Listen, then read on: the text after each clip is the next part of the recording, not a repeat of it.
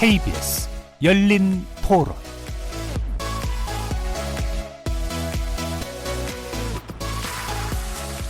안녕하십니까. KBS 열린 토론 정준희입니다.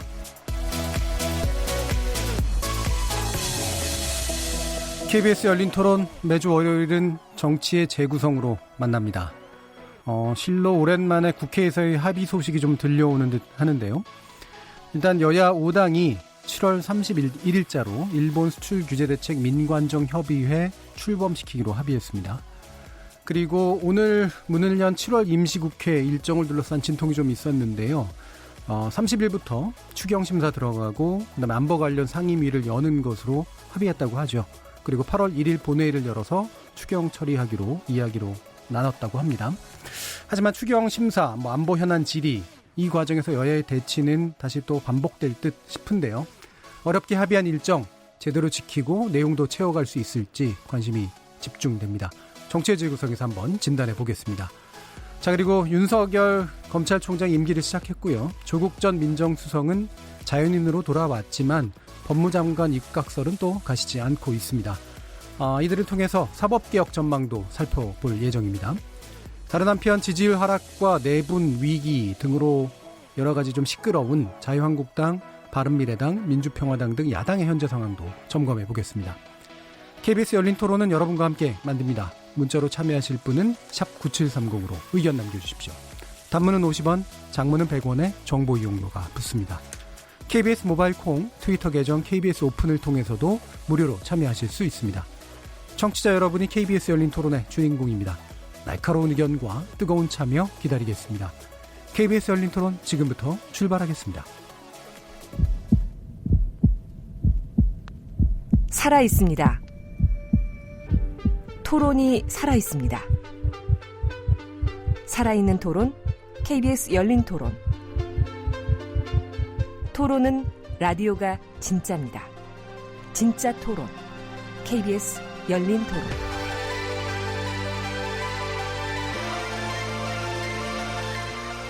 정치의 재구성 함께해 주실 네 분의 논객 소개해드리겠습니다.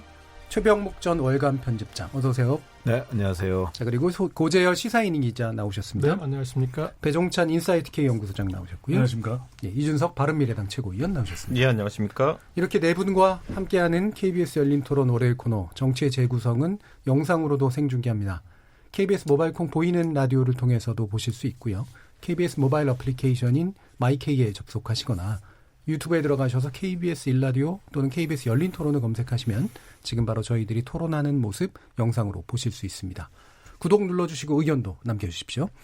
팟캐스트로도 들으실 수 있고요. 매일 새벽 1시에 재방송도 됩니다.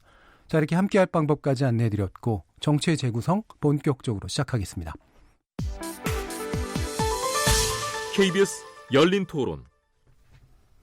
자, 국회 상황, 원포인트 안보 국회를 해야 된다라는 주장, 그리고 추경 먼저 처리해야 된다라는 그런 주장으로 좀 맞섰다가 어느 정도 이제 합의의 틀을 좀 찾은 것 같습니다.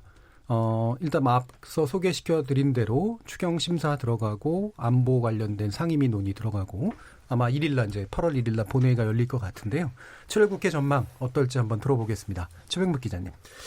그 사실은 그 안보국회냐 뭐 추경심사가 먼저냐 뭐 이런 얘기들을 가지고 지금 지리하게 그 민주당하고 자유한국당이 협상을 벌여왔는데 이렇게 끝날 것 같아도 참 허망하기도 해요. 예, 아니 두 개 다 하면 되는 거죠. 왜냐면 예. 안보국회 따로 있고 뭐 무슨 경제국회 따로 있나요? 예. 제가 보건대는 뭐 어차피 국회에서 상임위 몇 개 열어서 뭐 안보 문제도 다루고 경제 문제도 다루고 추경도 다루고 뭐 노사 문제도 다루고 했으면 될 것을 너무 좀 기싸움, 삿바싸움을 벌였던 것이 아닌가 하는 아쉬움이 있고요. 다만 이제 안보국회라는 건 최근에 뭐 북한 목선 사태라든가 예. 아니면 중국, 러시아의 우리 뭐 카디지나 또는 영공 침범 뭐 이런 문제들 이제 안보 현안들이 워낙 많다 보니까 그 관련 상임위를 열어서 뭐 논의하는 거야 당연한 것이고 예. 그런데 다만 이제 그 문제와 관련해서 뭐 정경두 국방장관 해임 건의안을 이제 한국당이 들고 나왔다가 지금 철회를 했지 않습니까? 예. 아마 이런 문제가 이제 국회를 여는데 그 어떤 국회 그 개회를 급진전시키는데 하나의 계기가 되지 않았나 싶은 생각이 들긴 하는데 예. 그때도 저희가 말씀드렸지만 사실은 행건의안도 뭐 행건의안 설령 통과된다고 해서 문재인 대통령이 반드시 받아들여야 되는 건 아니잖아요. 예. 그런 점에서 본다면 왜 이렇게 늦도록 못했는가? 그 점은 처음부터 제가 말씀드렸지만 이인영 민주당 원내대표와 나경원 한국당 원내대표 간에 이 협상의 융통성이 너무 없었던 건 아닌가.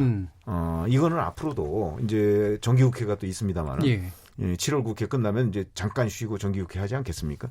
정기국회 과정에서도 그러니까 1, 2정당의 원내대표의 그 재량권 같은 게 너무 없는 것 아니냐. 예. 저는 지난 몇 달간 그런 걸 굉장히 많이 예. 느꼈어요. 앞으로 좀 개선해야 될 점이라고 생각을 합니다. 이 합의라는 게 사실은 그 대표자의 재량권이 굉장히 중요한데 그분이 여러 번 뒤집힌 경험도 있고 그래서 아마 좀 문제가 있었던 것 같습니다. 자, 그러면 고재열 기자 의견 들어볼까요? 그동안 이렇게 합의가 안 이루어졌던 그 결정적인 이유 중에 하나는 나경원 원내대표가 선 옵션이 아니라 후 옵션을 달아서 후 옵션. 예, 계속 다른 어떤 추가 요구사항을 내면서 그걸 이제 받아들이지 않으면서 이게 안 됐는데 지금 현재 이렇게 지금 합의가 이루어졌을 수 있었던 비결은 나경원 원내대표가 집중적으로 내세울 거, 그러니까 자유한국당이 집중해야 할 내용들이 정해졌기 때문이라고 생각해요. 그러니까 예. 이 안보국회를 지금 이제 이뤄냈는데 그거는 자유한국당이 내년 총선은 남북전이다.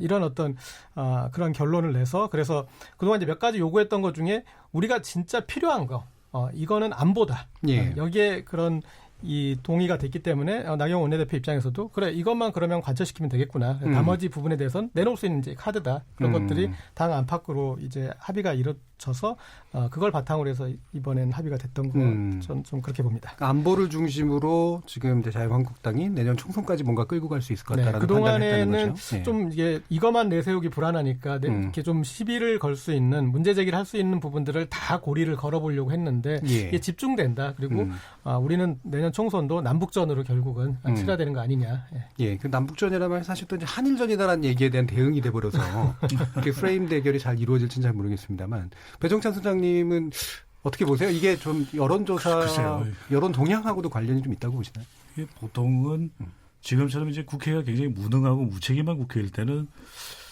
이 무당층에 올라가면서 어느 정당의 지지율이고 내려가는 것이 통상적이거든요. 그런데 예. 지금은 이게 일종의 진영 대결이에요. 그러니까 이제 우리 쪽의 의견으로 결집하는 그런 양상으로 나타나기 때문에 사실은 국회에 대한 좀 전면적인 또는 국회에 대한 제대로 된 이 국민 여론의 비판이 잘 전달이 안 되는 거죠. 예. 게다가 이제 지금 보면은 국회 의정 활동도 있지만 이게 반일 감정 자체가 전국을 또 주도하는 것으로 돼 있어서 그래서 보면 형식도 이 일본의 수출 규제 대책을 마련한 민관정협의회입니다. 사실 이게 완전하게 국회가 정상화되어 있다고 보기가 저는 힘들다고 보여지거든요. 그런데 가장 중요한 것이 좀 더 이 실효적이고 기능성 있게 국회가 운영될 수 있는데 두 가지를 이 국민들이 볼 때는 물론 제가 국민을 대표하는 건 아닙니다만은 두 가지에 대해서 뭔가 두려워하고 있는 것 같아요. 하나는 추경안과 관련해서는 내용에 대해서 자꾸만 그걸 또 꼬리를 잡고 꼬리를 물고 이렇게 지지부진하게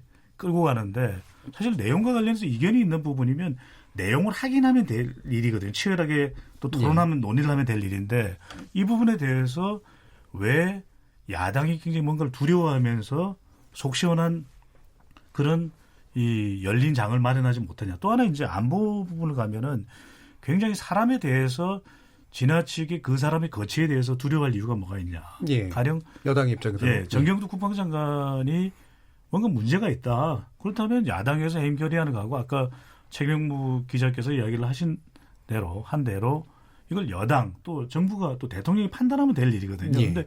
이런 부분에 대해서 아예 되질 않는다. 아예 절대 우리는 받아들일 수 없다. 이런 모르쇠로 일관된 것 자체가 저는 국민들의 비판을 받는 부분인데 한 가지 안타까운 건 여론 데이터 전문가로서 이럴 때 사실은 무당층이 오히려 30-40% 늘어나면서 예. 도저히 이 정당에 대해서는 국민들이 이 정말 단죄를 내리는 이런 형태의 좀 평가가 내려져야 되는데 정작 여론조사는 그걸 담아내지 못하기 때문에 저는 참고적으로 이게 상대평가를 하는 것보다는 각 정당에 대해서 좀 절대평가를 하는 방식이 오히려 더 제대로 된 평가가 아닌가라는 생각도 해봅니다. 그러니까 여론조사 과정에서 네. 특정 정당들을 아예 그냥 거기에 대한 만족도 뭐 이런 식으로 그러니까 얘기하는 건가요? 더불어민주당에 대해서 제대로 하고 있느냐 안 하고 있느냐, 자유한국당에 대해서 제대로 하고 있느냐 안 하고 있느냐, 이런 좀 절대평가를 해보는 것도 하나의 방법이라는 생각이 들거든요. 예, 지금 대통령에 대한 어떤 그렇죠. 지지도 평가처럼. 평가처럼. 네, 네. 알겠습니다. 예, 이준석 의원.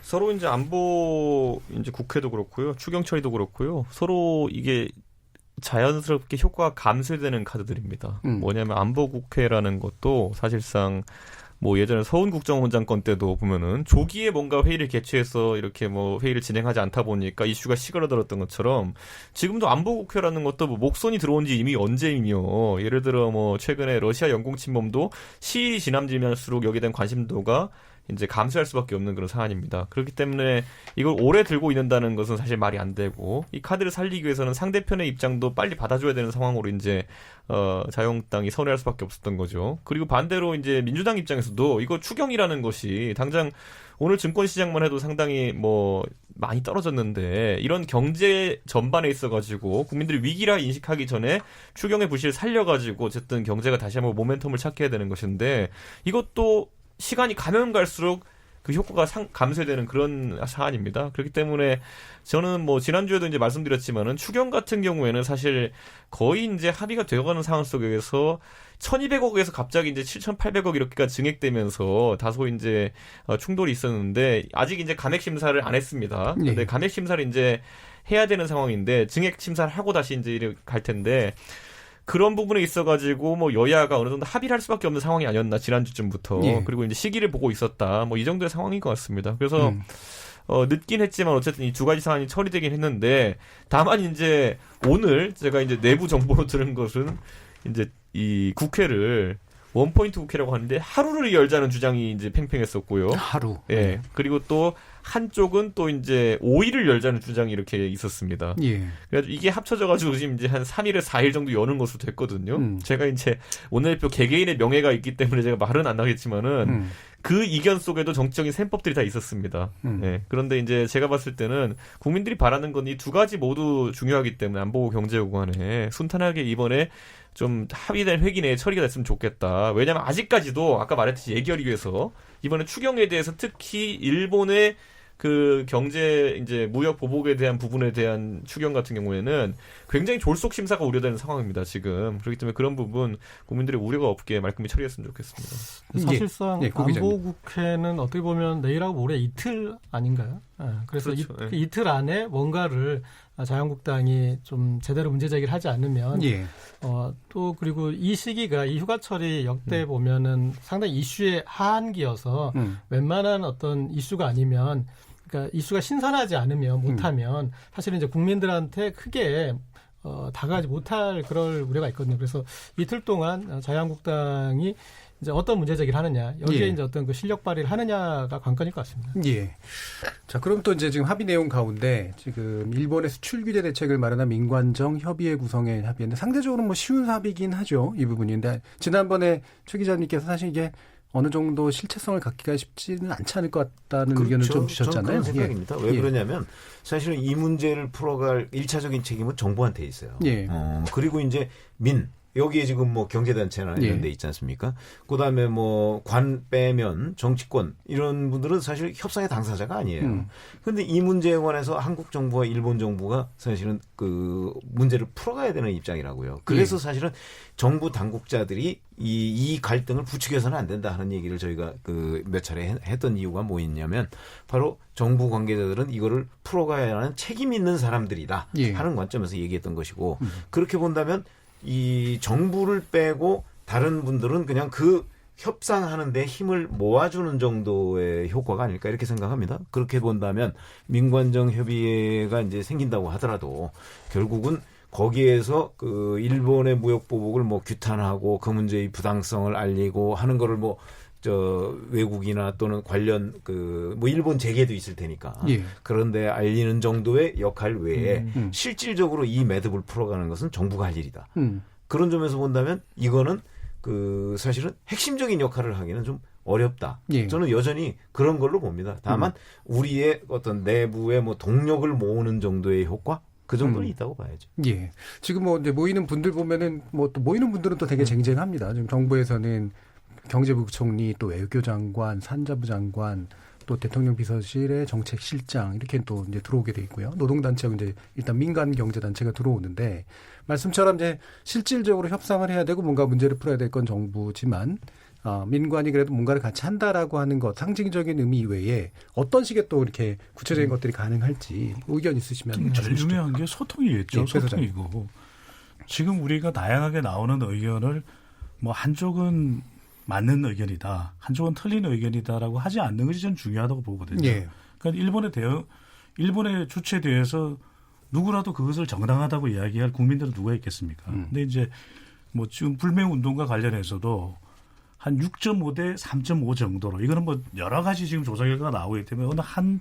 조사 결과만 인용하기가 어려운데 그 정도로 국민 다수는 불매 운동에 대한 그런 긍정적인 태도를 보이고 있는 반면에 또 그렇지 않은 국민도 있어요. 예. 그런데 저는 이게 다양한 의견을 나오는 거에 대해서 어느 건 맞다, 어느 건 틀리다라고 이야기할 것이 아니라 다양한 의견이 나오는 가운데 우리가 취해야 할 대일 대책은 무엇인가 이것을 논의하는 게 중요하거든요. 분명히 이 산업 분야 또 일본 관련된 중소기업의 업종별로도 의견이 다를 것 같아요. 그런데 저는 이 민관적 협의에서 할 수 있는 역할이 바로 그런 역할이라고 봐요. 노동계에서의 대응 방식도 다를 테니까 그런 소통 없이 간다면 또 우리 내부 갈등일 겁니다. 분명히. 예. 그래서 저는 지금 가장 중요한 것이 이 정부의 대일 방안이라고 하면 무조건 발목 잡아서도 안 될 것이고 또 정부나 여당은 또 다른 시각이 있다고 해서 그것은 절대 안 된다라고 하고 단정 짓지 말고 그것을 저기 소통하는 이 공간이 필요하거든요. 저는 민관적 협의회가 그런 역할을 해야만 우리의 경쟁력이 대일 경쟁력, 대응 경쟁력이 예. 훨씬 더 이 효율적으로 발휘가 될 겁니다. 그런 점에서 저는 민간적 협의의 역할은 이런 소통의 장으로서 반드시 필요하다. 예. 다양한 소통을 하고 그것을 이 다양한 의견들을 또 우리가 대응의 하나의 이 무기로 또 녹여 넣어서 발휘가 될 필요가 있겠죠. 예. 이게 다른 목소리를 무조건 없애고 그냥 뭐 하나로 가자 뭐 이런 얘기를 하는 장이 아니라 네.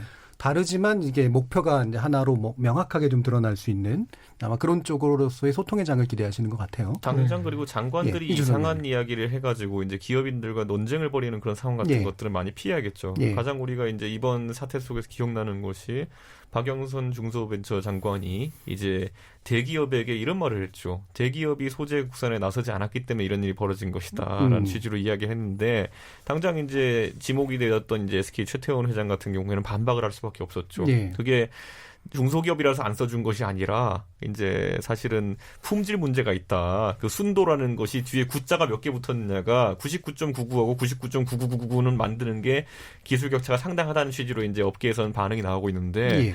사실 중소벤처기업부 장관이 당연히 중소기업품 써달라고 하는 것은 인지상정인데 과연 지금이 그럴 때냐라는 것에 대해 가지고는 메시지 타이밍이 안 맞았다는 의견이 있기 때문에 저는 그런 것들이 앞으로 불협화음처럼 보이지 않게 사실 중소기업 장관 중소기업 제품 써달라고 할 수 있는 거예요. 그렇죠. 지금, 같은 말이라도 달리 할 수 있죠. 지금 예. 하면 그게 불협화음인 거고 대기업을 질책하는 것처럼 보이면서 아무래도 아까 말했던 힘을 모은다는 취지가 아닌 것처럼 들리는 거거든요. 그렇기 때문에 이번에 또 어제도 이제 홍장표 이제 씨가 그런 얘기 비슷한 얘기를 했거든요. 그러니까 예. 저는 이런 것들이 앞으로 정부에서도 좀 조율된 메시지가 나와야 된다. 이 무역전쟁 작가 최 기자님 말씀하셨던 것처럼 본인이 컨트롤을 잡고 있어야 되는 거는 국가입니다.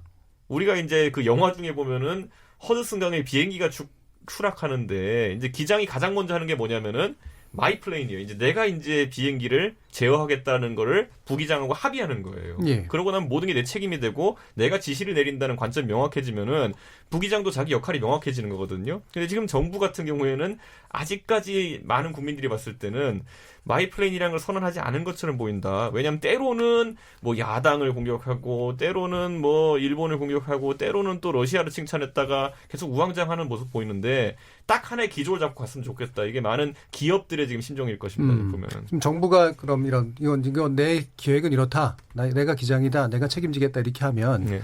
다른 쪽들이 이렇게 그 부분에 대해서 잘 맞춰줄 것 같으세요? 저는 당연히 맞춰줄 수밖에 없다 생각하고요. 왜냐하면 대신 그 방안이 합리적인 경우엔 그렇습니다. 그런데 우리가 초기에 정부 대응 중에 문제가 있었던 건 뭐냐면은 정부, 여당 그리고 뭐 조국 수석까지 해가지고 스피커가 너무 다양했는데 언뜻 보면 비슷한 메시지지만은 대통령께서 딱 중심 잡아주시는 그 길의 메시지와 일치하는 건 아니었거든요. 예. 그 길이라 하면 아까 말했듯이 제품 국산화를 하고 이런 것이라면은 좀 결이 닿는 부분이 있어요. 그런데 거기에서 좀 벗어나가지고 좀 정신적인 부분 강조해서 죽창이 나온다든지 뭐 이런 부분부터는 예. 괴가 비슷한 것 같으면서 다릅니다. 예. 그러니까 기업 입장에서도 리스크 관리할 때 그 두 가지는 다르게 받아들일 수밖에 없어요. 그러니까 저는 그런 측면에서 정부에서 특히 대통령께서 이건 외교 문제고 이건 내가 컨트롤한다. 내가 기장이다라는 걸 선언하시는 게 예. 명징하게 드러나야 됩니다. 근데 이 부분에 있어서는 예, 어느 한쪽을 탓하기는 힘들다고 봐요. 우리가 이제 여론을 분석하는 다양한 방법 중에는 이제 댓글 분석이라는 게 있는데 예. 물론 이제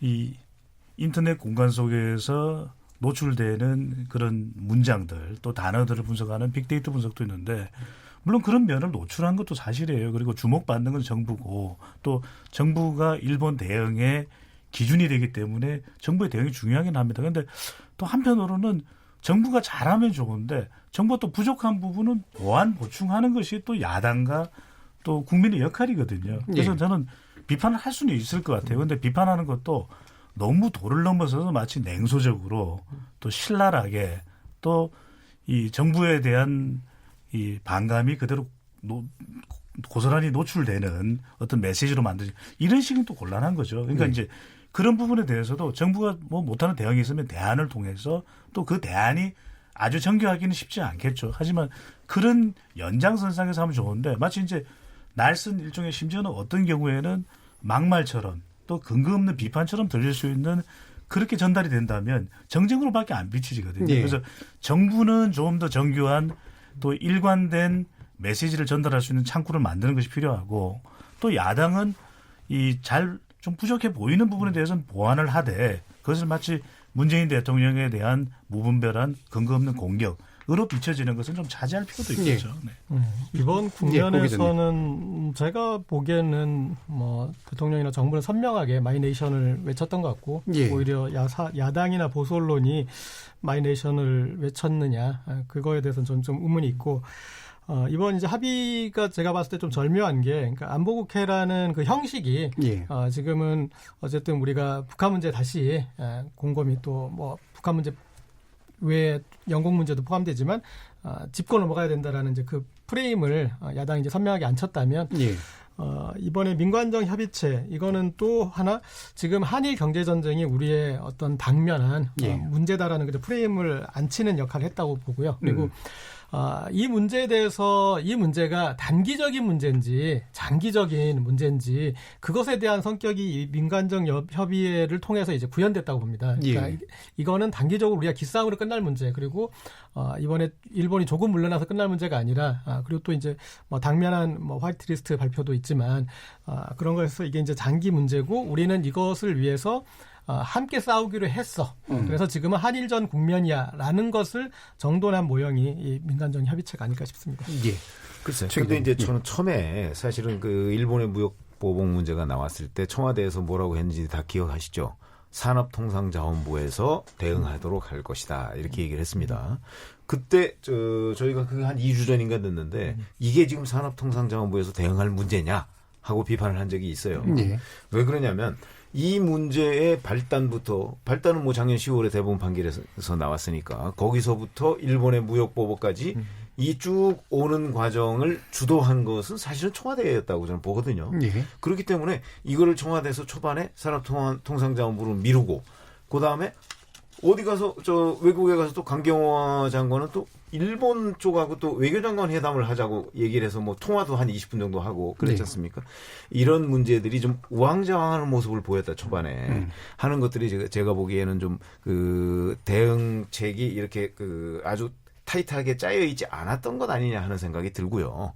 그다음에 문재인 대통령이 이 부분에서 문재인 대통령을 포함해서 조국 전 민정수석까지 그러면 그동안에 거기에서 나온 메시지들이 과연 문제를 해결하려는 자세였느냐 아니면 그냥 결사항전 내지 응전을 촉구하는 자세였느냐 하는 부분에 또는 저는 좀 의문이 있어요.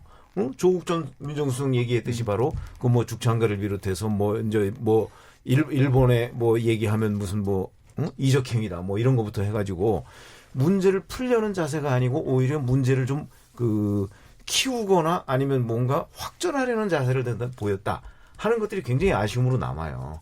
그러면 이제 앞으로 그럼 청와대가 우리가 이거를 이제 여기에 관련된 게 외교부도 있고 그다음에 산업통상자원부도 있고 뭐 여러 부처가 있지 않습니까? 그러면은 그거를 다 모아서 이게 국가적 위기니까 뭐 안보실이나 아니면 뭐 경제수석실이나 어디 정책실이나 어디에서 요거를 잘 컨트롤해가면서 일본에 대항해 나가자.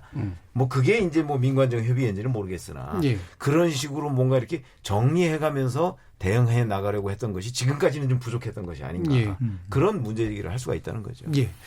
알겠습니다. 이 부분은 자연스럽게 또 조국 그 민정수석 전 민정수석이죠. 얘기가 나왔습니다만 뭐 실제로 물러난 분에 대해서 현재로서는 자연이니까요. 네.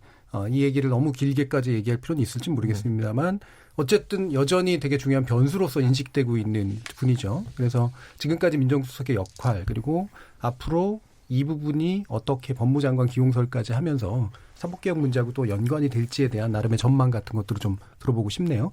이 부분은 고재열 기자님 먼저 네. 의견을 들어볼까요?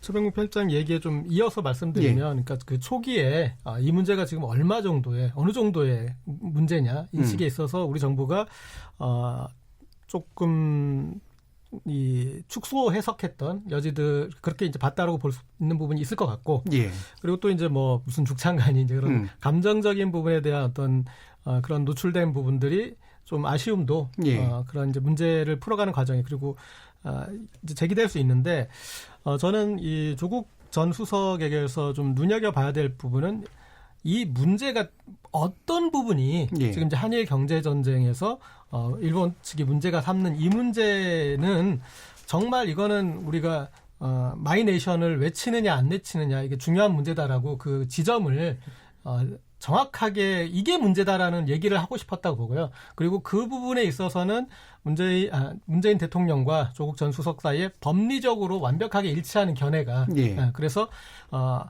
지금 우리 사법부 최고 사법부가 내린 그 판결에 대해서 일본 타국 정부가 그걸 존중하지 않는 것에 대해서 정확히 문제 제기를 해야 되고 그리고 예. 이전에 돼 있는 어떠한 그 일본 정부의 아베 정부 전 정부의 입장에서도 그런 개인 청구권에 대해서 소멸됐다고 보는 입장이 공식적으로 없었는데 예. 그걸 갑자기 아베 정부에서 뒤집었는데 그걸 우리가 그걸 바탕으로 그걸 받아들여 버리는 건 있을 수가 없다. 그러니까 그런 어떤 국채에 대한 부분을 이거는 도저히 우리 같은 그 국가 안에서 이 생각을 다르게 한 사람들은 어떻게 받아들일 수가 없다라는 이제 그런 부분에 대해서 좀 문제 제기를 명확히 했던 거 아닌가? 예, 실제로 이제 그 뭐 얘기가 지금 나오고 있습니다만 당시 그러니까 무왕장을 한 게 이제 정부의 측면도 있겠지만 사실은 그 당시 많이 나온 언론의 논조들을 보면 한국 측의 잘못 꽤 있지 않느냐라는 식의 부분들이 있었어요. 예. 근데 이 부분을 일본에 일단 분명한 잘못이다, 정당성은 우리에게 있다라고 하는 거를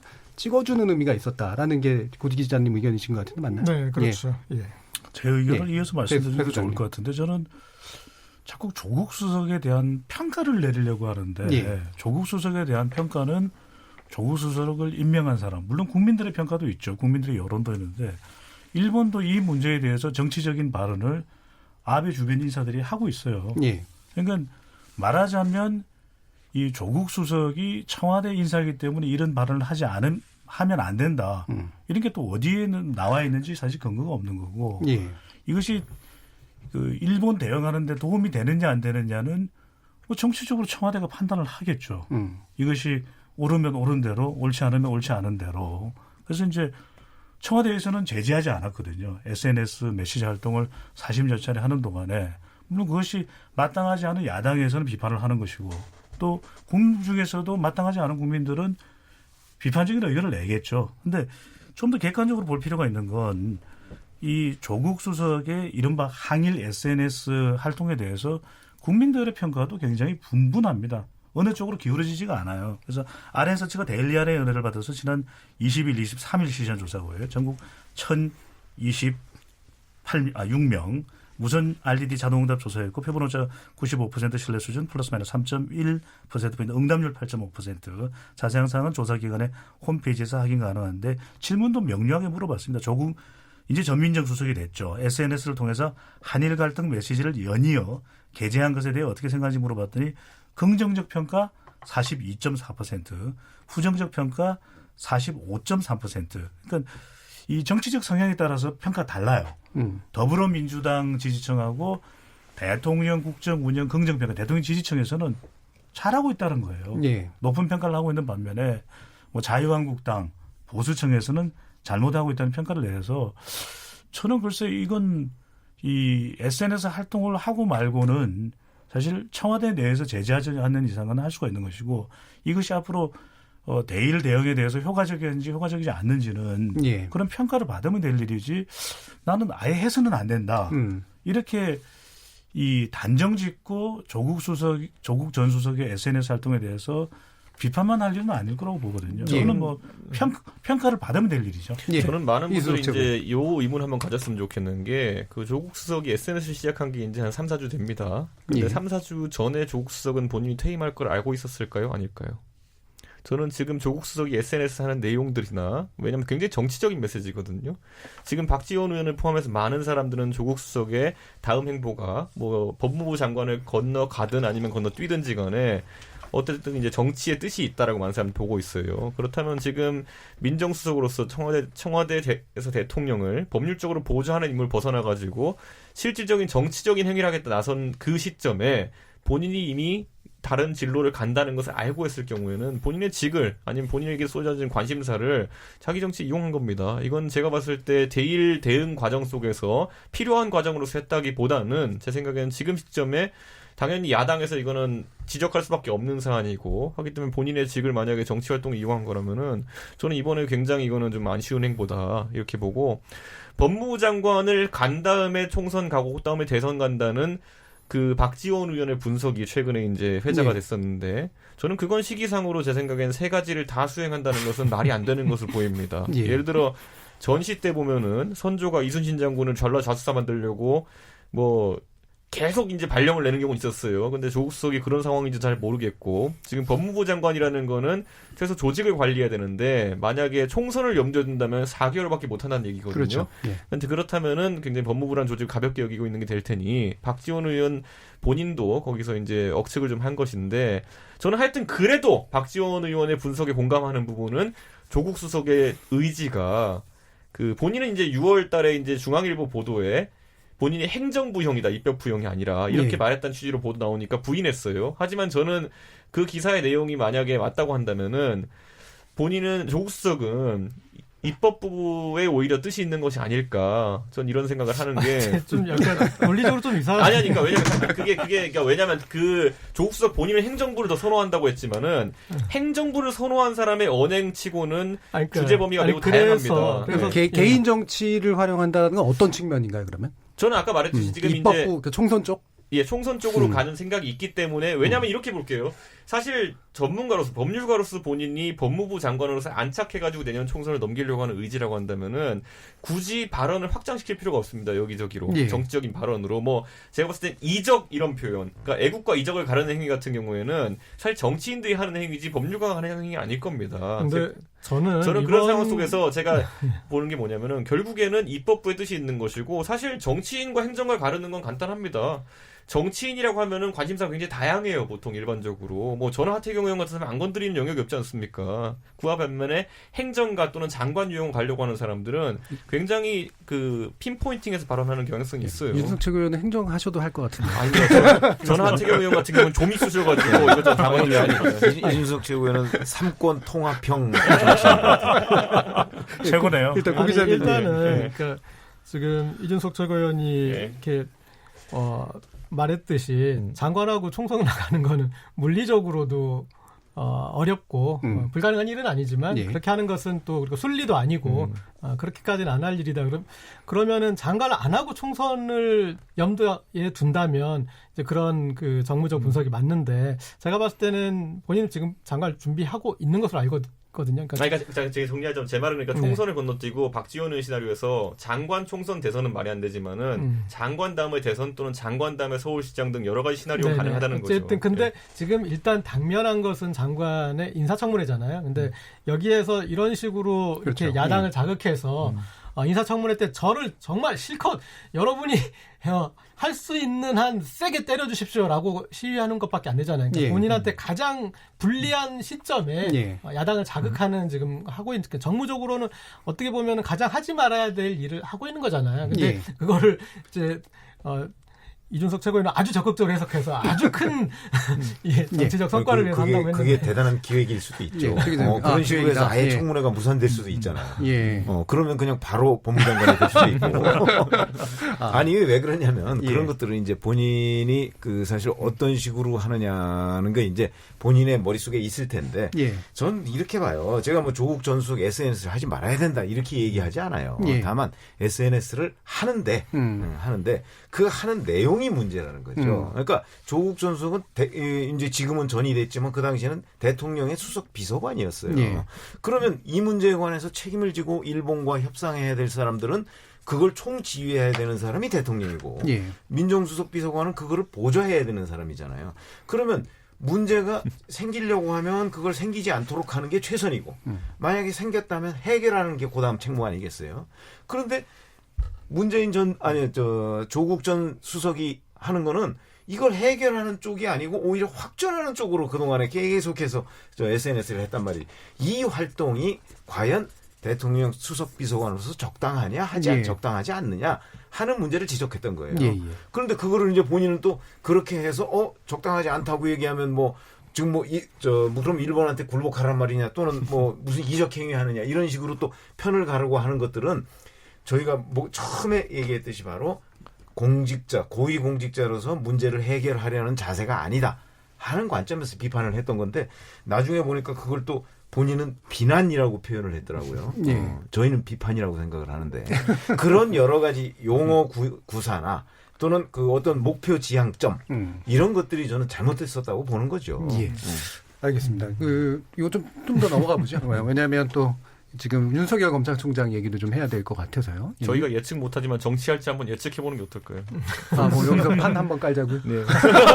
아니 근데 이미 정치적 활동이에요. 예. 정치적 활동인 것이. 그렇지. 정치인으로서 정치 활동을 안 할 뿐이지. 지금 사실은 고위공직자로서의 정치성 활동을 하고 있는 그러니까 정치적 활동이라고 볼 수 있는 것은 지금 공직자로서의 직무에 대한 평가도 중요하겠지만 정치적인 정무적인 능력의 평가가 또 지금 동시에 일어나고 있거든요. 그러니까 이야기했듯이 저는 충분히 지금 이 조국 수석 전 수석이죠. 전 수석의 SNS 활동에 대해서 왜 노영민 비서실장과 괜찮은 거죠. 노영민 비서실장과 문재인 제 발언이 충격적이었던 건 문재인 대통령이 제지하지 않았을까. 그것은 저는 이 표현이나 이런 것에 대해서는 지적받을 수 있고 비난받을 수 있지만 전체적인 맥락은 저는 일치하고 있기 때문에 제지하지 않았다고 보거든요. 예. 충분히 대통령이 전면에 나서는 것보다는 오히려 이런 것에 대해서 법리적으로 또는 이게 심지어는 감성적으로 접근해서 이야기해 줄 수 있는 것도 때로는 필요하겠죠. 일본도 그렇게 하고 있으니까. 일본은 일본의 대응을 고스란히 보여주고 있는데 우리는 무조건 하고 이성적이어야 된다. 그런 논리는 또 어디에서 우리가 다 맞다라고 하는 근거는 없는 거잖아요. 그렇다면 그런 저는 감성적인 접근도 때로는 필요한 이슈가 있기 때문에 그런 것이 됐고 지금 법무부 장관으로 지명받으면 청문회에서 당장 평가받겠죠. 그리고 또 법무부 장관으로서 검경개혁을 잘했는지 평가받으실 것이고 그다음 대선에 나가면 국민들이 평가하는 거죠. 역대 우리가 법무부 장관 대선에 출마하는 사람들을 보면은 다 완벽해서 그 사람들에 대한 좋은 평가 그리고 정치적으로 성공 가도록 하는 건 아니거든요. 지금부터 평가받는 거죠. 그 연장선상에서 본인의 행동과 발언에 대한 책임을 어떻게 지느냐가 더 중요한 것이겠죠. 예. 네. 저 이 부분도 아마 하시고 싶은 얘기가 되게 많으신 것 같긴 한데, 판 깔고 이런 건 좀 다음에 하죠. 예. 알겠습니다. 시간이 좀 약간 좀 부족한 것 같아서요. 일단 어느 정도 얘기는 좀 나온 것 같고요. 그리고 입장 차이도 좀 확실히 좀 보이는 것 같습니다. 윤 검찰총장이 이제 어쨌든 지금 소리 소문 없이 취임한 셈입니다. 지금 분위기에서요.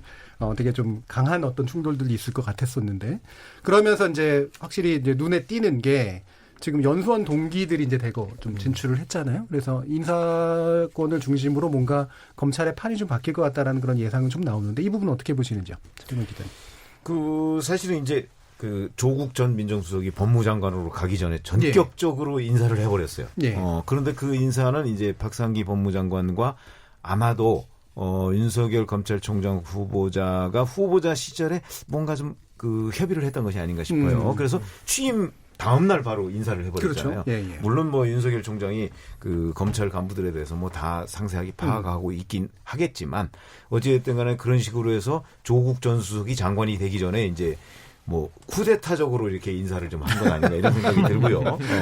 이제 곧 중간 간부급 인사가 예. 있을 것으로 보이는데 거기에 이제 23기 동기들이 대거 요직을 다 장악을 했단 말이죠. 그래서 23기 집단 지도 체제다 뭐 이런 얘기가 나오고 있는데 그 일단은 23기들보다는 윤석열 총장이 나이가 한참 많아요.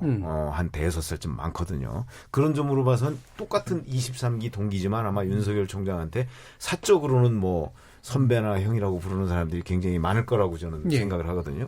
그렇게 된다면 검찰 전체가 그러니까 총장이라는 지위를 떠나서 윤석열 원톱 체제가 됐다. 저는 이렇게 생각해요. 예. 그렇게 되면은 나중에 법무장관이 누가 되든 이제 박상기 법무장관은 뭐 지금 바뀌는 게 유력시되니까 누가 되든 간에 검찰과의 이 협의가 상대적으로 과거보다 굉장히 좀 어려워질 수 있겠다 이런 생각은 듭니다. 예. 그래서 윤석열 총장의 생각과 구상 이런 것들이 검찰에 훨씬 더 이렇게 잘 스며들 수 있는 계기가 되지 않았나 싶은 생각이 들어서 예. 그렇게 된다면 법무장관은 일반적인 그러니까 개별적인 사건에 대해서 그 검찰을 지휘할 수는 없지만 일반적인 그 어떤 포괄적인 지휘는 가능하거든요. 예. 그 법무장관의 포괄적인 지휘권이 과거 그 장관과 총장 간의 관계보다 훨씬 줄어들 수밖에 없는 총장 쪽으로 많이 갔다. 총장 쪽으로 힘의 무게중심이 많이 가는 그런 체제가 됐다. 될 것이다. 앞으로. 예. 만약에 조국 전 수석이 장관이 된다고 되더라도 하더라도. 저는 예. 그렇게 예상하고 있습니다. 자, 그러면 이게 또 조국 수석이 또 나오긴 했습니다만 나경원 대표가 조국이 이끄는 법무부는 공포정치의 발주처다라는 굉장히 강한 말을 썼는데 이 부분은 방금 예상해 주신 거에 비해서 보면은 약간 좀 다르네요. 그거는 예. 왜 그러냐면 저는 이제 윤석열 총장 그 원톱 체제가 훨씬 더 강화될 거다 이렇게 얘기를 했잖아요. 예. 근데 나경원 이제 대표가 얘기한 거는 아마 조국 수석을 겨냥해서 그렇게 얘기한 예. 것 같아요. 예. 그러니까 이제 뭐 거기가 무슨 발주처 이렇게 얘기를 했는데 그거는 이제 물론 장관과 총장은 수시로 협의를 해요. 예. 수사의 일반적인 방향이나 뭐 이런 거에 대해서도 협의를 하지만 하여튼 나경원 원내대표가 이제 조국 수석 개인의 초점을 맞춰서 얘기한 것이고 저는 이제 법무장관과 검찰총장과의 관계에서 지금 말씀을 드리는 겁니다. 예. 그래서 저도 고기자님, 나경원 원내대표의 그 비판은 뭐 그냥 뭐 그렇게 성립되는 어떤 그런 가설은 아닌 것 같고 예. 이 조국 전 수석이 만약에 이제 법무부 장관이 된다면 검찰총장은 서로 숙제가 다르지 않겠습니까? 예. 그러니까 조국 전 수석 이제 사법개혁의 어떻게 보면은 발주처였는데 본인이 이제 시행사로 와가지고 그걸 이제 마무리하는 어떤 그런 내부 거래가 되는.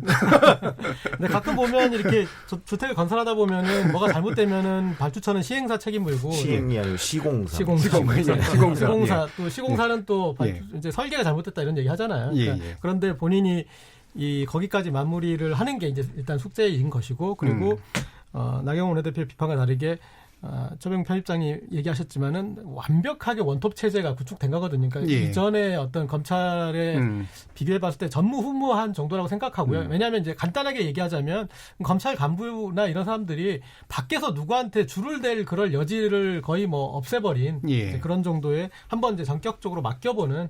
저희게 지금은 청와대나 어쨌든 장관을 거쳐서 가는 것의 힘은 훨씬 약해진 상태라고 봐도 될까요? 저는 그렇게 봅니다. 예. 왜 그러냐면 이제 윤석열 총장의 재량권이 훨씬 더 늘었다고 보는 거죠. 왜 그러냐면 그건 본인의 힘도 힘이지만 본인의 동기들이 지금 다 요직을 장악하고 있는데요. 근데 그 동기들은 자기보다 나이가 다 한참 어려요.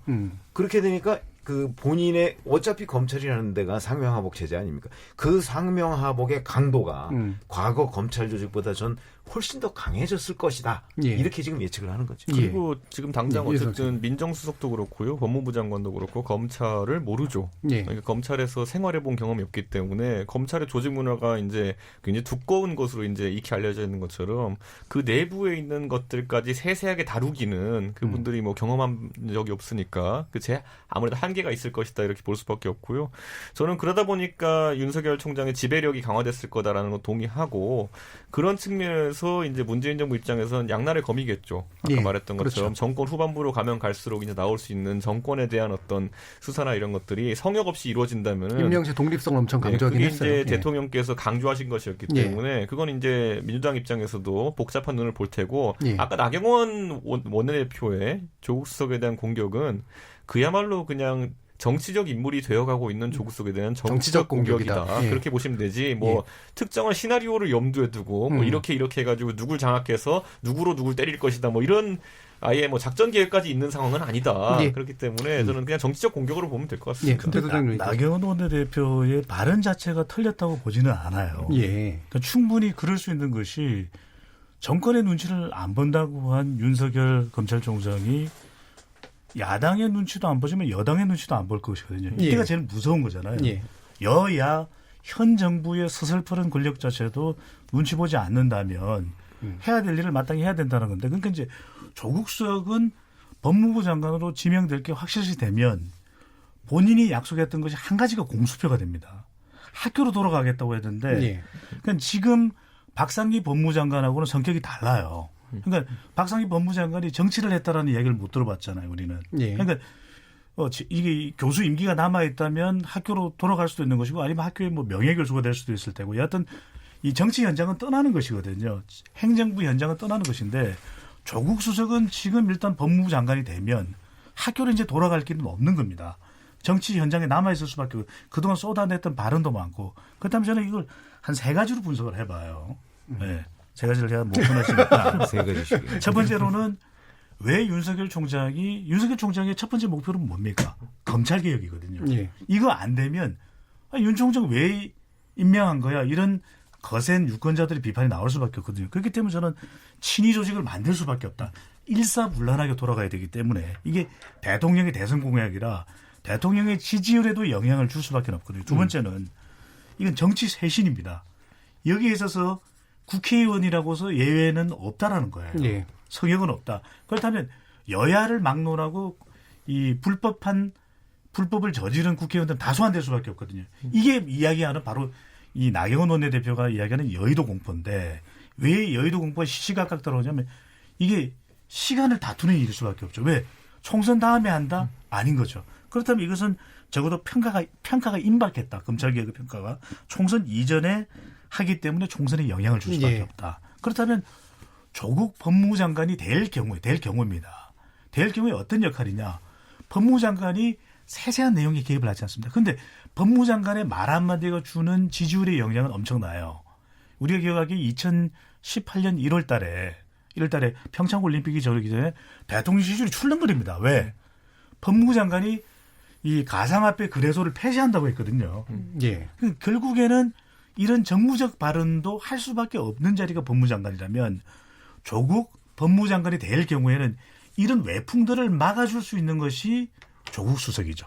조국 법무장관이죠. 예. 그렇기 때문에 이것은 상당히 정무적이고 본인이 대선 가도를 간다면 굉장히 치명적으로 중요한 역할일 수가 있거든요. 예. 그래서 말하자면 아까 뭐 시공사 시행사를 말씀드렸는데 조국 수석은 검찰 개혁의 현장에 있는 것이 아니라 최전선에 있는 게 본인은 이 모든 외풍들을 막아주는 역할을 하면서 본인의 정치적인 몸집을 불리게 할 것이다 라고 보이는 것이죠. 알겠습니다. 만약 그렇다면 윤 총장에 대한 공포가 좀 돼야 될 것 같은데 어쨌든 예. 정치의 재구성, 국회의 상황과 가시화되는 조국 윤석열 체제에 대한 전망까지 좀 해봤고요. 이어진 후반부 토론에서는 야권의 문제에 대해서 좀 집중해 보겠습니다. 지금 여러분께서는 KBS 열린 토론과 함께하고 있습니다.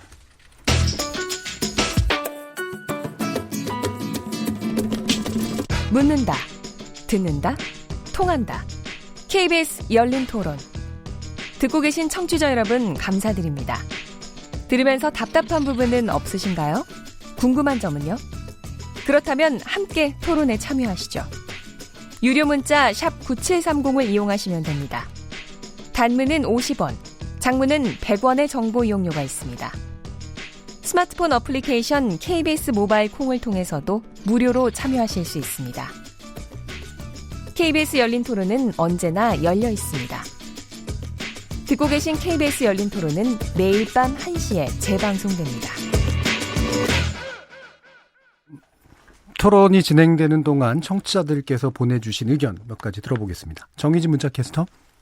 네, 안녕하십니까. 문자캐스터 정의진입니다. 청취자 여러분이 보내주신 문자 소개해드리겠습니다. 먼저 2234님. 우리가 수출 규제를 먼저 한 것도 아닌데 언론은 왜 자꾸 갈등이라고 표현하는 거죠? 강원도 산불이 대체 언제입니까? 정부 발목만 잡지 말고 추경 빨리 통과해주세요. 콩으로 윤종철님. 박영선 장관이 얘기한 건 중소기업을 키워야 한다는 뜻이지 당장 중소기업 제품을 쓰라는 건 아니었죠. 6897님. 삼성, SK 같은 대기업이 불화수소를 최고 순도로 만들어내는 시스템이 있어야 됩니다. 콩으로 김종문님. 일본의 압력 행사에 대해 산업통상부 가지고 초기에 대응하려던 것은 부족해 보입니다. 이제는 모든 부서가 대응합시다. 그리고 조국 전 수석에 대한 의견은 엇갈렸는데요. 7977님. 여당은 조국 전 수석 진정시켜야 합니다라는 의견을 주신 반면 콩으로 강성도님께서는 조국 수석의 발언은 사사로운 감정과 정쟁보다는 하나 되어 일본의 경제적 싸움에 이기자는 거지 진짜 뭐 죽창 들고 싸우자는 거 아닙니다. 왜 죽창 단어 하나에 목을 매는지 이해가 안 갑니다. 또 유튜브로 탕탕이 낙지님께서는 최병묵 기자님이 진짜 보수인 듯요. 일관성 있고 깊이도 있습니다. 라고 팬심 드러내주셨네요. 네, KBS 열린 토론, 지금 방송을 듣고 계신 여러분이 시민 농객입니다. 계속해서 청취자 여러분들의 날카로운 시선과 의견 보내주세요. 지금까지 문자캐스터 정의진이었습니다. 뭐든지 이야기해 날 이해시키려고 해봐 서로의 대화가 하나 되길 기대해 KBS 열린 토론. 협치는 너무 멀고 대립만 남은 여의도 정치. 여기서 새롭게 바꿔봅니다. 정치의 재구성. 최병묵 전 월간조선 편집장, 고재열 시사인 기자, 배종찬 인사이트K 연구소장, 이준석 바른미래당 최고위원 이렇게 네 분과 함께하고 있습니다. 이 시간은 영상으로도 생중계하고 있는데요. KBS 모바일 콩 보이는 라디오를 통해서 보실 수 있고 KBS 모바일 어플리케이션 마이케이에 접속하시거나 유튜브 들어가셔서 KBS 열린 토론, KBS 일라디오 등을 검색하시면 저희들이 토론하는 모습 영상으로 보실 수 있습니다. 자, 이제 야권 문제를 좀 짚어야 되는데요. 아까 되게 좀 재미있는 문자가 있었죠. 최병묵 기자님이 진짜 보시고 네, 이 방송을 혹시 개인 정치 활용하시는 건 아니죠? 칭찬드리겠습니다. 아니, 되게 칭찬입니다. 예. 그 댓글을 예. 그 댓글을 소개한 분의 의도를 제가 궁금해서 한번 여쭤봐야 되겠습니다. 아마도 아까 뭐 말씀 주신 그런 부분이 이제 보수적 입장에서 볼 때 충분히 뭐 공감이 되는 내용이었다라는 그런 이야기셨던 것 같고요. 의견이 갈리는 부분은 또 분명히 있었던 것 같습니다. 이제 이 야권 좀 짚어보려고 하는데, 지금, 얼마 전부터 언론에서도 황교안 대표 체제가 다시 좀 이렇게, 흔들리는 듯한 그런 식의 논조의 보도들이 좀 많아지고 있어요. 총선 전에 다시 또 이게 뭔가를 가려고 하는 생각인지 아닌지 모르겠습니다만, 일단, 지지율이 좀 떨어지는 측면들은 좀 있는 것 같습니다. 그래서 이 부분 배종찬 소장님께 의견 먼저 들어보죠. 30% 되었던 자유한국당 예. 지지율이었었죠. 그러니까 이런 지지율이 상당히 회복되고 올라갔던 상승세 국면이 컨벤션 효과가 있을 때였습니다. 예. 그러니까 전당대회 또 이때 이 전당대회 결과로 황교안 대표가 탄생됐죠. 그다음에 보궐선거, 장외투쟁 이런 컨벤션 효과를 누렸는데 지금은 그런 효과는 없고 전체적인 우리 정치권 이슈를 끌고 가는 것이 한일 이슈거든요. 그러다 보니까 관련된 결과를 보더라도 20%대 한 중반 정도까지 지지율이 내려왔어요. 리얼미터가 YTN으로 지난 22일부터 26일까지 실시한 조사이고 전국 2,512명 우선 전화 면접이 유선 RDD 자동응답 조사였고 표본 오차 95% 신뢰 수준 플러스 마이너스 2.0%포인트 응답률은 5.1%. 예. 자세한 사항은 중앙선거론조사 심의위원회 홈페이지에서 확인 가능한데요.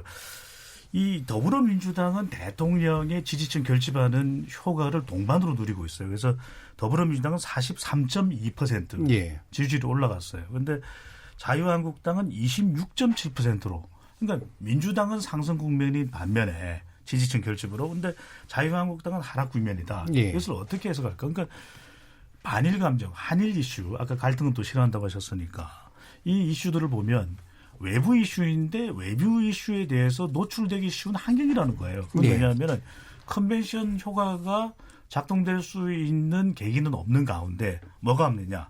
대안은 부재하죠. 그러니까 공격을 하더라도 대안을 가지면 오히려 합리적인 중도층들이 또 유입이 될 텐데 또 한편으로는 혁신 부재 계속해서 나왔던 것이 공천혁신 이야기가 나왔는데 타이밍을 놓친 듯해요. 또 마지막으로는 황교안, 나경원 체제 외에는 없습니다. 누가 있죠? 이러다 보니까 인물 부재, 세 가지의 부재죠. 대안, 혁신, 인물 부재가 지지율 주춤 현상으로 나타나고 있는 것으로 분석이 됩니다. 예, 대한 혁신 인물 부재인데 네. 결국에는 이제 지금 상황, 그러니까 이를테면 한일전이다라고 느껴지는 것에 이제 프레임이 스스로 씌워진 상태이고 그렇죠. 거기에 대해서 이제 대안이나 혁신이나 인물이 사실은 또 잘 안 보이는 문제. 말하자면은 지금의 분위기는 마치 호날두가 아니라 강날두거든요. 비판을 안 할 수가 없잖아요. 여기서 강날두. 예. 그러니까 왜 강이죠?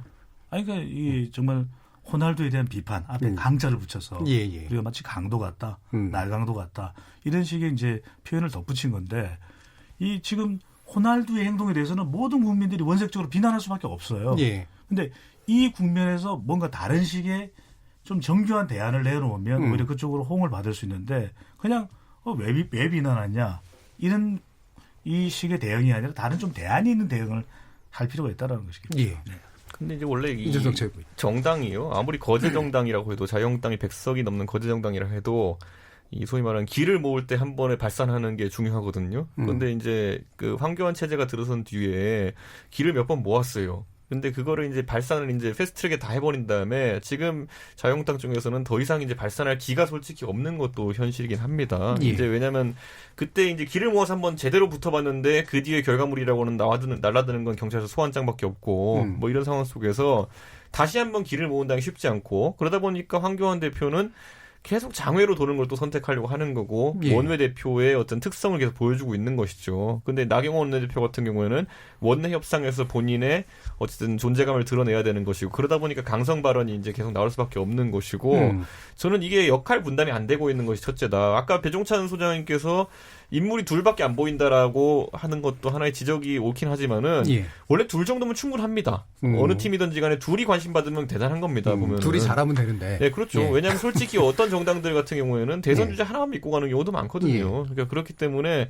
저는 그것보다도 그 둘의 전략이 각자 동상이몽에 가깝다라는 것이 문제일 것이고 예.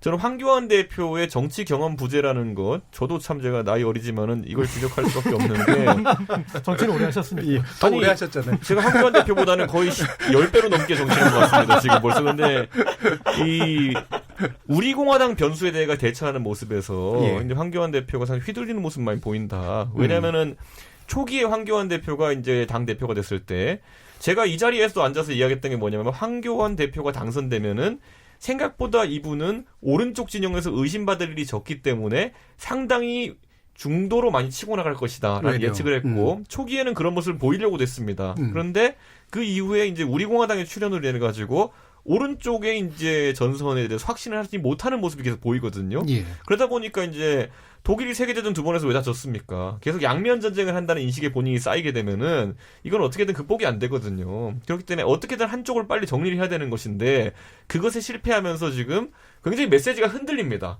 그래서 이번에 일본 대응 이슈 관련해서도요. 지금 어떻게 보면 자유한국당이 뭐 이제 어떻게 보면은 조국 수석이 말한 이적 프레임에 걸려 있는 것이거든요. 그런데 사실 그 안에서 황교안 대표가 그런데 며칠 전에 또 대전 가서 뭐 했냐면은 피켓 들고 이제 당원들과 함께 뭐 일본 규탄한다부터 해서 또 이제 피켓 시위를 했습니다. 예. 당연히 뭐 그 메시지 자체는 맞을 수 있겠지만 형식 자체가 냉탕 온탕 왔다 갔다 하다 보니까 지금 봤을 때는 이제 양면 전쟁을 치르고 있는 것 같다. 보수 진보 이념 지형에서도 그렇고 그 일본 이슈에 대응하는 문제에 있어가지고도 이제 냉탕 온탕 왔다 갔다 하는 것 같다. 예. 이 부분은 조기에 이제 주변에 조언해 주시는 분들이 바로 잡아야 되는데 그것도 안 되는 것 같다는 생각이 좀 듭니다.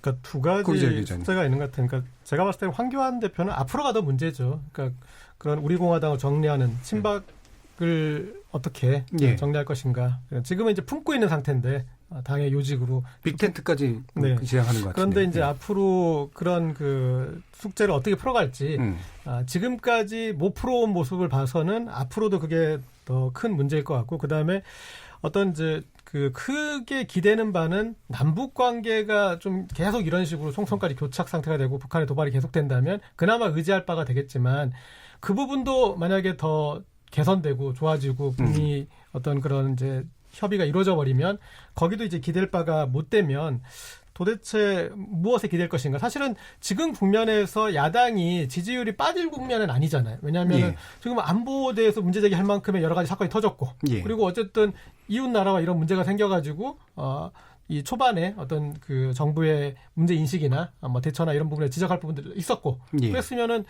이 부분에 대해서는 야당이 치고 갔어야 될 국면인데 오히려 국민들을 눈에 말리는 신우이가 더 밉게 보였는지 예. 야당 지지율이 이제 그런 떨어지는 국면이 됐는데 기본적으로 제가 봤을 때 이 황교안 대표의 그 자존감이 제가 봤을 때 좀 부족한 것 같아요. 그러니까 그 보면은 정치인들은 자기 신화를 다 가지고 정치를 시작하는데 이제 보통 그런 야당 이런 국면의 야당 대표 정도 하려면 그런데 예. 이제 총리까지는 하셨지만 그런 그 자기 스토리가 없다. 자기 스토리가 그러니까 뭐 장관이 될 때 예. 그러니까 뭐 어떤 이제 검사로서 그런 자기 신화를 가지고 장관이 된 것도 아니고 또 장관으로서 어떤 신화를 가지고 총리가 된 것도 아니고 그다음에 뭐 그런 부분에서 이 사람은 어떤 식으로 이 카드를 쓰고 그러니까 뭔가 자기만의 카드가 있고 그런 것에 대한 이제 확신이 없다 보니까 예. 그래서 명확하게 공격하는 어떤 그 디렉션이 명확하지 않고 그다음에 이제 이 나경원 원내대표가 어떻게 보면은 그것을 좀 보좌해서 추스려서 가야 되는데 예. 제가 봤을 때는 이제 원내대표로서 조금 안타까운 게 당에서 그렇게 덕을 쌓지 못했어요. 당 안에서. 네. 그래서 지금 이제 돌아가신 그 정두환 전 의원이 평가할 때 그냥 딱 한마디로 나경원 원내대표에서 평가한 게 얌체입니다. 네. 그래서 예. 그러니까 그런 그 당에서 예. 그동안에 그런 이제 덕을 쌓는 과정이 부족했기 때문에 그래서 박순자 의원이나 이런 사람들이 그냥 뭐 개기는 거잖아요. 네. 그래서 그럼 당선된 거는 어떤 세력 정치적인 이제 동학 그런 때문에. 예. 뭐 다른 분들이 더 얌체일 수도 있고 어쨌든 되셨는데 그래서 당을 어떤 추스르지도 못하고 예. 그래서 지금 이 그 두 당 대표와 원내대표의 어떤 호흡도 좋지 않고 그래서 뭐 또 앞으로 남은 숙제를 어떻게 풀어갈지 그런 모습도 보여주지 못해서 이런 좋은 어떤 그 이 공격할 수 있는 그리고 결집할 수 있는 모아낼 수 있는 국면에서 이뤄내지 못한 것 같습니다. 예. 근데 사실은 이제 정치권에 처음 들어오신 분들이 겪는 저는 공통적인 현상이라고 생각을 해요. 과거 이회창 전 한나라당 총재도 그랬고, 예. 지금 이제 황교안 대표를 보면 이회창 둘 다 법조인이니까 이제 이회창 전 총재가 겪던 과정을 그대로 이렇게 압축해서 겪고 나서 뭔가 도약을 하면 괜찮은데 예. 지금 그거를 전혀 압축하지 못하고 겪고 있는 건 아닌가 하는 생각이 들어요. 그래서 무슨 얘기냐면 한국당이라는 데는 옛날부터 왜 웰빙 정당이라는 비판을 많이 받았잖아요. 예. 이번에도 황교안 대표가 바로 그런 소위 뒷심 부족을 보이고 있어요. 그러니까 무슨 얘기냐면 본인이 대표가 되고 난 이후에 이 대표가 됐을 때의 컨벤션 효과를 계속 누리려면 그거를 계속 이어가는 뭔가의 이벤트. 저는 저기까지는 좋다고 생각해요. 뭐 장애투쟁 했잖아요. 예. 뭐 그것까지는 전 가능했다고 생각해요. 그 당시에. 자, 그러면 그 장애투쟁 시즌2 한다고 했다가 그냥 흐지부지 되고 말았어요. 그렇죠. 그 다음에 사실은 5.18 문제에 관련해서 뭐 막말 나왔죠. 예. 막말 나왔으면 그 문제 처리한다고 했다가 또 그냥 처리를 한 건지 마는 건지 지금 기억하는 사람 별로 없어요. 예. 그리고서 이제 결국 김순례 최고위원인가는 뭐 최고위원에 다시 복귀를 했어요. 자, 이번에 또 뭐 박순자 의원이 뭐 무슨 위원장을 뭐 어쩌고저쩌고 한다고 약속을 했는데 약속을 안 지키고 하는데도 무슨 뭐 징계를 몇 개월 하는 정도로 그냥 이렇게 어떻게 흐지부지 넘어갔어요.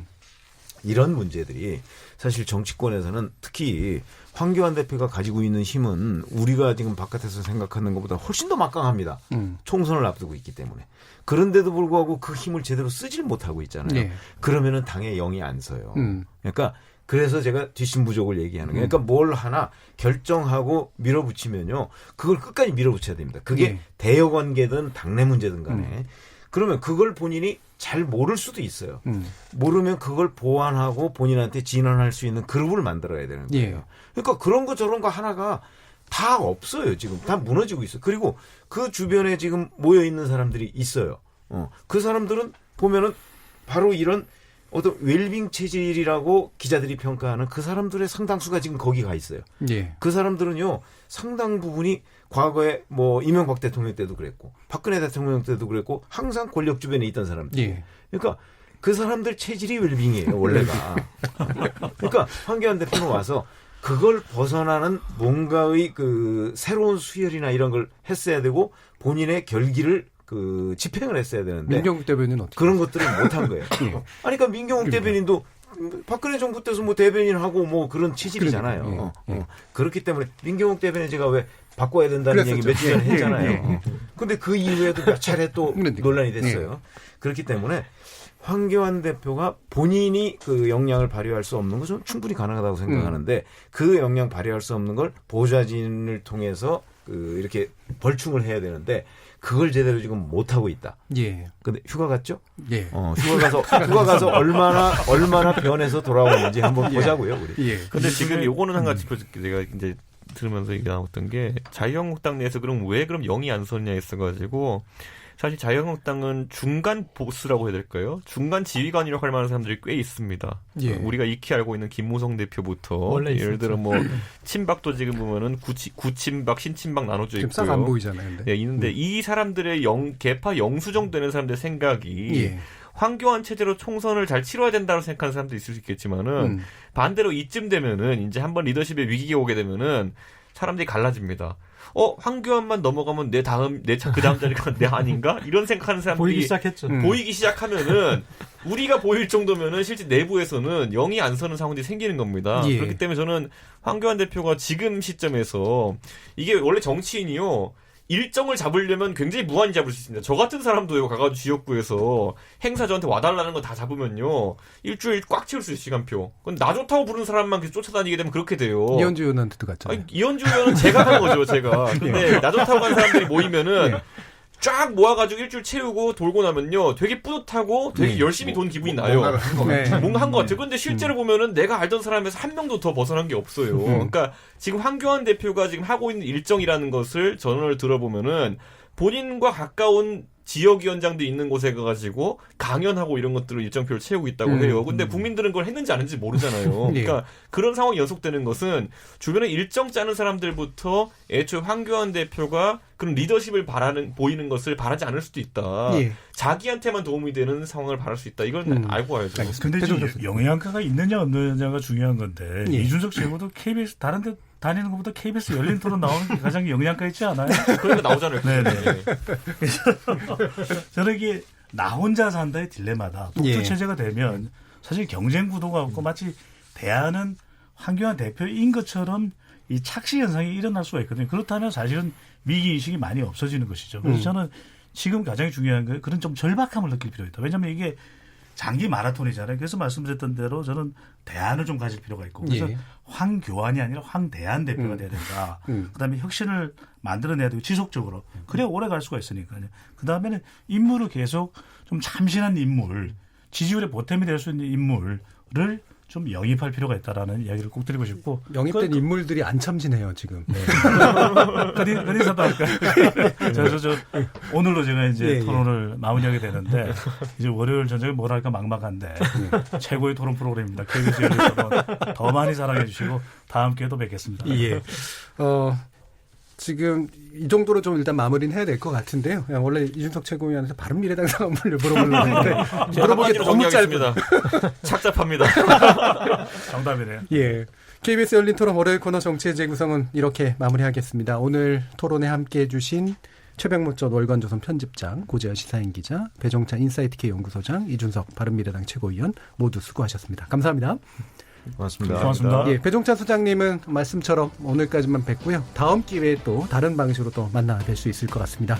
참여해주신 시민 논객, 청취자 여러분께 모두 감사드립니다. 저는 내일 저녁 7시 20분에 다시 찾아뵙겠습니다. 지금까지 KBS 열린 토론 정준이었습니다.